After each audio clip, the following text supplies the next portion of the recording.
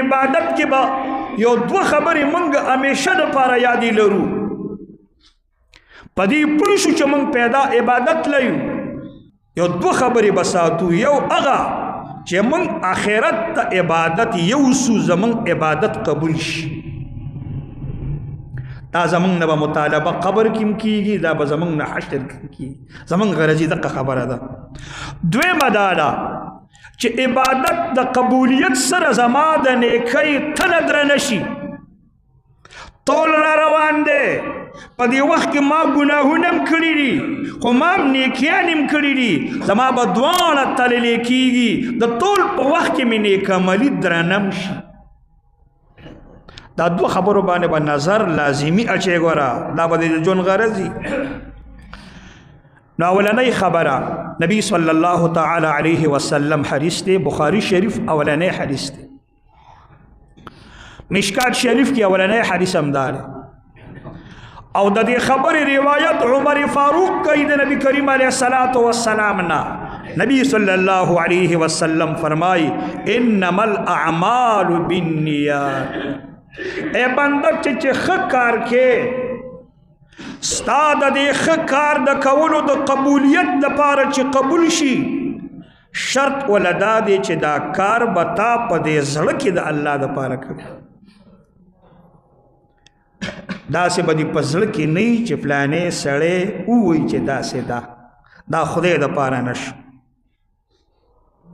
نګور عمل به خالص د الله د پاره موږ سورې فاتحه کې ویل ایاک نعبدو دا اصل کې نعبدو کړي دا کاف ضمیر منصوب متصل له لیکن دا کاف را مخ ته شو په نعبدو باندې متصل په منفصل بدل شو ایاک ته جوړ شو چې د کم شي درجه رستی ته مخ کې دا راولي حصر اختصاص دا معنا خاص تعالی عبادت کو دسه معنا باندې کې چې موږ ستا عبادت کو دا معنا غلطه ده کافرانم خدای له عبادت کوي خو یوازې الله له نه کوي خپل بت لیم کوي ته به دا وې چې رب ګوره یوازې ستا عبادت کوو ایاک نعبدو و ایاک نستعین رب په دې عبادت کې هم خاص د تا نه مدد غواړو د بت خواله نه ورځو نو د بت نامې الو خدایه مدد هم د تا نه پکې غواړو عبادت هم تعالی کوو نو چې دا ایاک ویل شو نو معلومه دا شوله چې عبادت کې که د ریاکاري راوسته قبلیږي نه که په عبادت کې د اوسه بل څوک شریک کو د غر کېدو یره دی د قبولیت ختم دی دویم شیز دا چې زمونږ د قیامت په ورځ باندې خو عمل ورسوم نه کوي دویمه دا چې مونږ له تله درنه کي درونوالی پیدا کړي بعضې عمل که سړی وي چې درونوالی پکې نه کار خرابی د بخاری شریف اخرنی حدیث داره چې مسلمان خپل عمل نیک په ټول په وخت کې درنول غواړي نبی کریم علیه السلام وایي کلمتان حبیبتان الی الرحمن یو دوه کلمې دي الله ته محبوب دي حبیب په معنا د محبوب دی محبوبتان الی الرحمن الله ته ګران دي محبوب چې الله ته شوي بنده دغه دوه کلمې وایا ته به خدای ته محبوب شي خدای ته به ګران شي چې الله ته محبوب شوي پاتې دي سي دا ټول جهان د الله دی د دې مخلوق زړونه د خدای په لاس کې دي اسمان د الله دی باران الله سره جیدات د الله دی ارس د الله دی خدای ته به ګران شي که دغه کلمات دی ویل او خفیفتان علی اللسان ګوره په ژبه آساني ده ګران ټکی پکې نشته تعلیم یافته او غیر تعلیم یافته یو شان ویلی شي او ثقیلتان فی المیزان خو چې د ټول وخت راغی رسول الله وی تله کې درني بیا د اوچتولو نه تاسو ورشئ وګورئ دنیا کې داسې څیزونه شته چې ډمبر به یې ډېر وي خو وزن به یې کم وي دوه منیزه بوجۍ د بوسو ډکه که هر سړی اوچته ویشي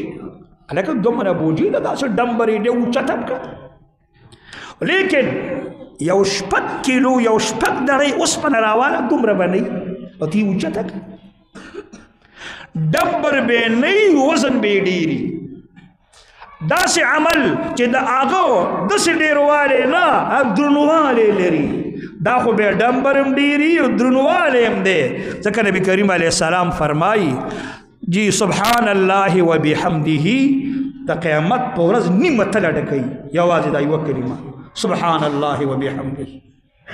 او سبحان الله العظیم چې وسره شي بیا ټوله تله ډکوي نو دا تله زموږ د قصاب تله نه ده چې دا خو مبالغ تله یې ځکه بیا ډکوي دا تله چېرته د لرګو تله نه ده دا تله چېرته د ګاړو کانټه نه ده په دغه تله کې رسول پاک فرمایي چې و اسمانه و ځمکې واچې دا په یو چابړي کې زیږي و اسمانه و ځمکې پکې واچې دا په یو چابړي کې زیږي دا بل قسمه تله ده چې دومره لویه تله ده خو سبحان الله و بحمده سره نیمه تله ډکېږي او سبحان الله العظیم سره ټوله تله ډکېږي دا درنوالی هم ډېر لري سخته درانه ده نو دا کلمات په ټول کې درانه دي دا درنه هېر نشي د کوم مسلمان دا وظیفه جوړه کوي سار د مون نه پس په روان هم ویل کېږي په ناست هم ویل کېږي په ملاست هم ویل کېږي سبحان الله و بحمده سبحان الله العظیم سبحان الله و بحمده سبحان الله العظیم 15 منټه نه مخکې سل پیری ویل کی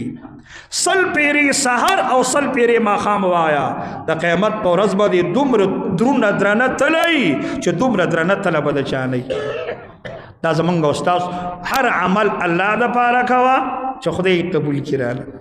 او عمل کې دا کلمات وایا چې خدای دې عمل درون کی نو خدای دې په دې خبرو زما او تاسو د ټولو عمل الله نصیب وکړي لګناهونه معاف کړي صغائر هم الله معاف کړي کبایر هم الله معاف کړي خدای پاک نیک اعمال زمونږ درون کړي الله د قیامت په طول کې الله نیک عملي الله زمونږ درنه وخېږي الله برحمتک یا ارحم الراحمین